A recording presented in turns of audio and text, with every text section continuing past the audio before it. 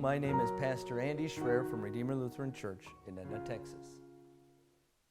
As I tend to do every year, this year around this time I've been asking people what they are most thankful for right now in their lives. And I get a lot of great answers every year, but this year a couple of people have told me something that's made me smile. They said, the thing I'm most thankful for is that 2020 is almost over. And I don't blame them. I mean, it's been a rough year. From the pandemic to the election, racial tensions, killer hornets, hurricanes, wildfires, riots. It's been a rough year. And it seems like one thing keeps happening after another. And lately, we all find ourselves throwing up our arms and saying, what else can go wrong?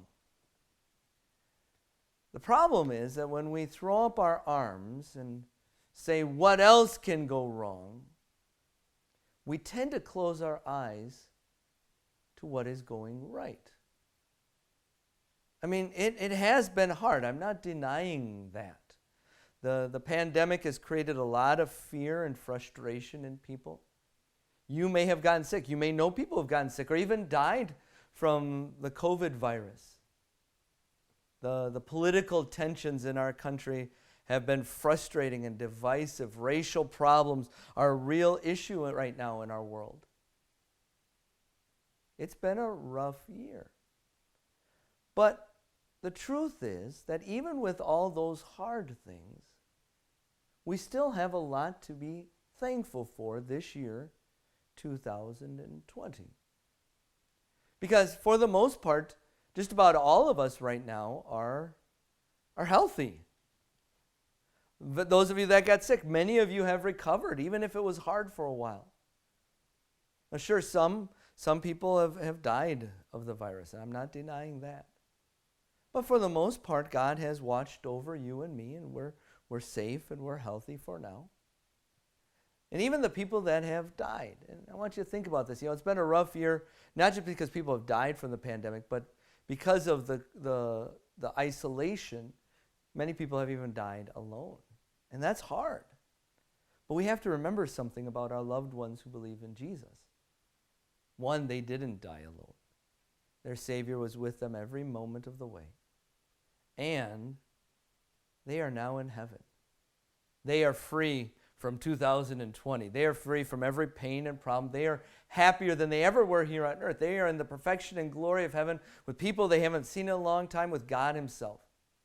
We don't need to feel bad for them. That's something to be thankful for.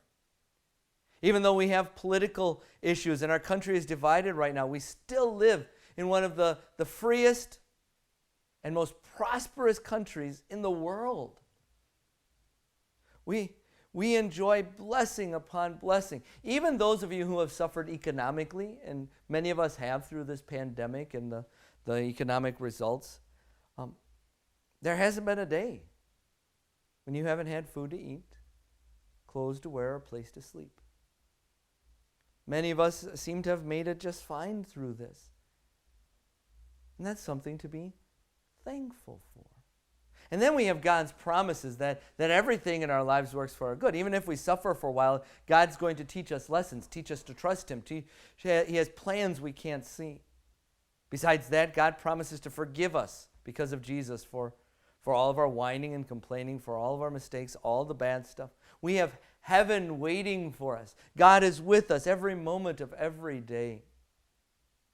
So watch out for that tendency to throw up your arms and say, what else can go wrong? Because when you do that, you close your eyes to what is going right. Now, I can understand if some of you right now are extremely thankful that the year 2020 is almost done. But I'm going to encourage you to go back to God's promises and look through the eyes of faith. And this year on Thanksgiving and every day, say, thank God for 2020.